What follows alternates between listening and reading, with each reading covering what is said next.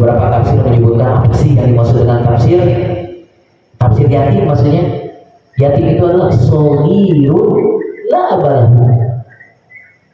Shogirun artinya orang yang belum dewasa, la abalahu yang tidak memiliki ayah. Nah ini ya, ini beberapa tafsir menyampaikan seperti itu. Yatim. Bahkan Rasulullah Pak Bu, itu beliau pada saat usia beliau 2 bulan dalam kandungan ibundanya, kemudian ayahanda yang bernama Abdullah itu meninggal. Syahroini 2 bulan. Maka di sini mata Abu Abdullah wa ummu hamil bihi li syahroini. Ibunya dalam kondisi hamil berapa usia? 2 bulan. Mungkin bapak-bapak di sini pernah menemukan saudara atau keluarga yang sampai saat ini belum pernah merasakan sentuhan ayahnya karena memang ayahnya sudah meninggal. Apa? Coba dicek, dilihat bagaimana psikisnya, bagaimana mentalnya. Kan pasti ada perbedaan. Betul nggak? Ada perbedaan. Nah, maka walamma wulida arsalat ummu ila jaddi Abdul Muttalib tubashiruhu bihafizin. Jadi saat Rasulullah itu dilahirkan, kemudian apa? Arsalat ummu ila jaddihi, kemudian ibunya ya membawa ke kakeknya, tubashiruhu, memberi kabar gembira. Itu bahagia sekali kakeknya Abdul Muttalib. Jadi Pak Abdul Muttalib ini dulu itu dia adalah Roisul kaum, pemimpin kaum pada saat itu. Roisul kaum, pemimpin kaum. Kalau mungkin sekarang malah ibaratnya kalau di kota berarti walkotnya gitu ya. Kalau di provinsi gubernurnya gitu ya, pemimpin. Masya Allah. Begitu bahagianya, faja'a mustabshiran wa dakhala bihi al-Ka'bah. Bayangin, saking bahagianya itu diboyong cucunya, kemudian dibawa dakhala al-Ka'bah, masuk ke dalam Ka'bah. Ini bapak-bapak, ibu-ibu, kalau memang yang sudah pernah datang ke sana, sekarang ada namanya Museum Wahyu di Mekah itu ya. Museum Wahyu itu di sana diceritakan bagaimana turunnya wahyu. Nah itu diceritakan dari awal bagaimana penyerangan Raja Namrud ya sampai berdoa Abdul Muttalib gitu ya, maka diturunkanlah burung ababil. Itu ada kisahnya, dan itu ada gambar, ada 3 dimensi lagi, itu bagus. Wadahul al-Ka'bah wada Allah wa syakara. Jadi Abdul Muttalib ini kakeknya memboyong anak daripada anaknya ya, berarti cucunya itu dibawa ke Ka'bah dan berdoa dan bersyukur kepada Allah. Pertanyaan, kenapa kakek? Maka dalam kehidupan kita hari ini Pak, kakek itu menjadi simbol perjuangan untuk cucunya. Bahkan kakek itu dikatakan lebih cinta cucunya daripada anaknya, kan gitu. Bahagia sekali. Wada'a Allah wa syakara wa ikhtara lahu ismu Muhammad, maka diberikanlah nama yang bernama Muhammad. Bahkan dalam kitab Bidayah wa Nihayah disebutkan lam yudkar qabla, belum disebutkan sebelumnya nama tersebut. Sedangkan Muhammad itu ismun jami'un di jami'i al-mahmudah. Disebutkan dalam kitab tersebut bahwa nama Muhammad itu adalah nama yang belum pernah ada sebelumnya dan nama yang mencakup semua kebaikan dan pujian, Muhammad. Maka disunahkan Pak, kalau kita punya anak itu dinamai Muhammad atau Ahmad. Tidak ada sunnahnya.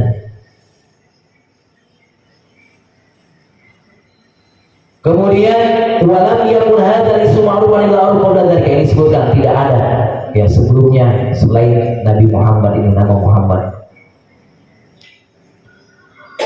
Maka bapak-bapak, ibu-ibu, Rasulullah itu dalam perjalanannya dalam keadaan yatim, itu yatimnya itu laisal musodafah, bukan kebetulan.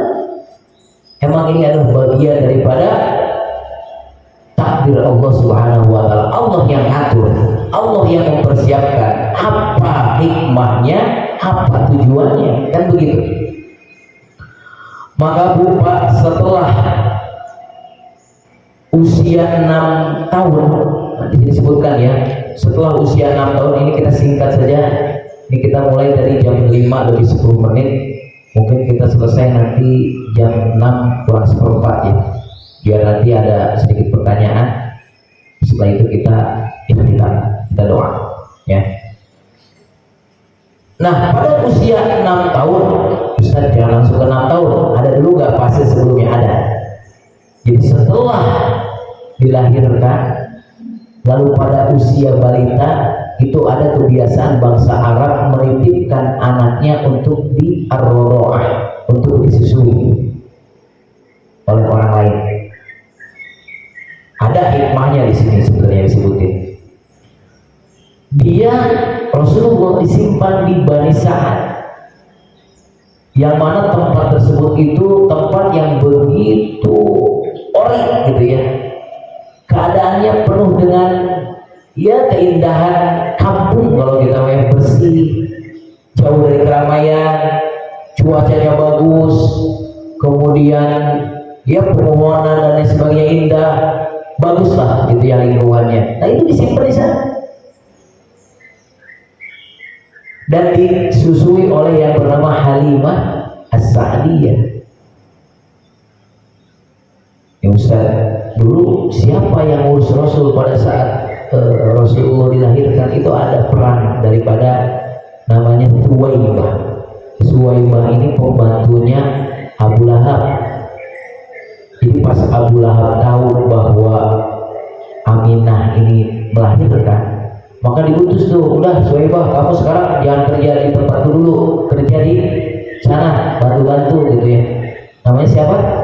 Suwaibah. Dibantu sama dia. Ya kalau kita mas sekarang ngomong gitu ya, dicucikan bajunya gitu ya. Dan gara-gara sebab itu dalam kitab Bidayah bahwa Abu Jahal itu yukhaffa, diringankan dosanya setiap apa? Hari kelahiran Nabi, Senin. Gara-gara apa? Nyuruh doang.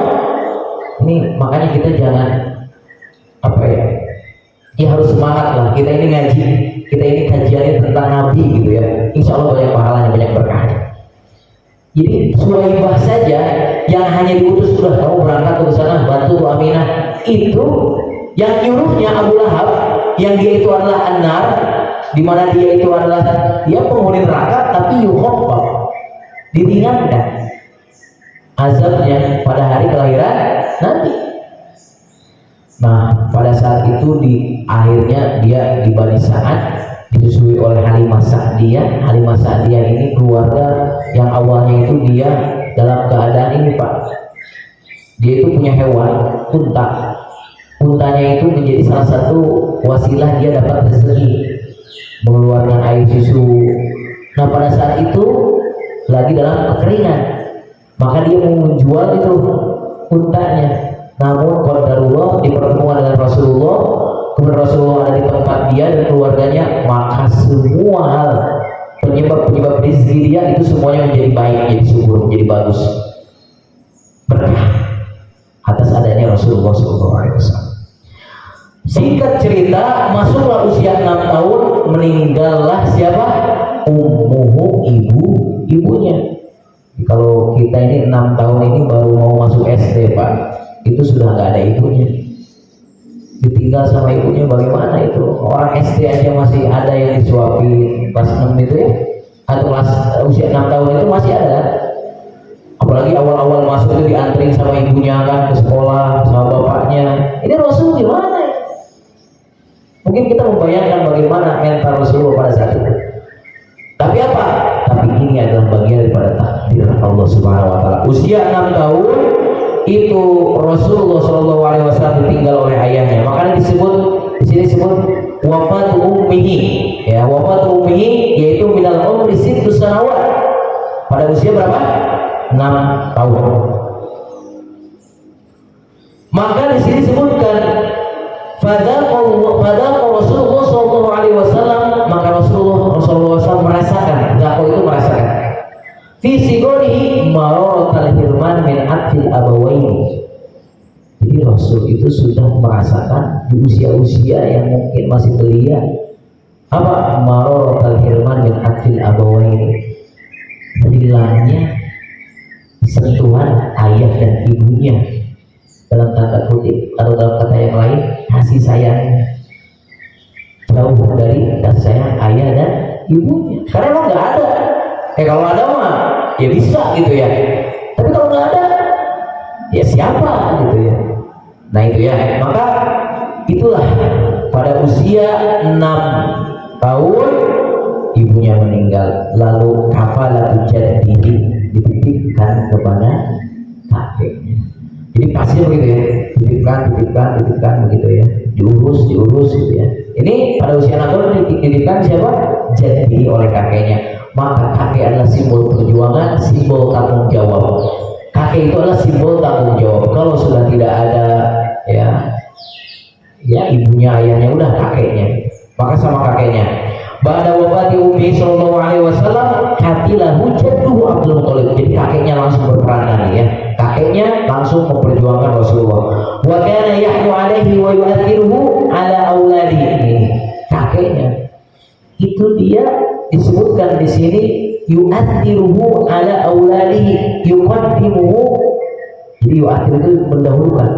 Jadi kalau misalnya ada makanan nih, ini makanan, kamu jangan dulu makan nih, biar Muhammad dulu yang makan. Kira-kira cemburu nggak gitu? Ada nggak cemburu sosial kayak begitu? Kita aja Pak sama anak kita ngomong duluan aja sama anak pertama, kemudian kita nggak ngomong sama anak kedua, itu dibilangnya kita ini dikasih. Baru masalah ngomong nih, belum ngebagi. Artinya cemburu. Tapi wallahi dalam sebuah kitab, mau kitab ini ya, kitab berbagai sejarah, saya belum menemukan anak-anaknya Abdul Muthalib ini cemburu kepada Nabi Muhammad. Kalau dulu Nabi Musa sama Bunyamin, adik kakak kan ini, Nabi Musa, Nabi Yusuf ya, Nabi Yusuf sama Bunyamin itu cemburunya luar biasa itu, saudara-saudaranya kan gitu. Bahkan sampai Nabi Yusuf dimasukkan ke sumur kan gitu. Tapi dalam kitab-kitab saya sampai saat ini belum menemukan anak-anaknya Abdul Muthalib mereka cemburu kepada Nabi Muhammad. Sampai dari kitab yang kecil ini sampai Bidayah wa Nihayah saya belum menemukan. Kan kitab sejarah yang terbesar saat ini adalah Al-Bidayah wa Nihayah karena Ibnu Katsir kan gitu. Belum menemukan.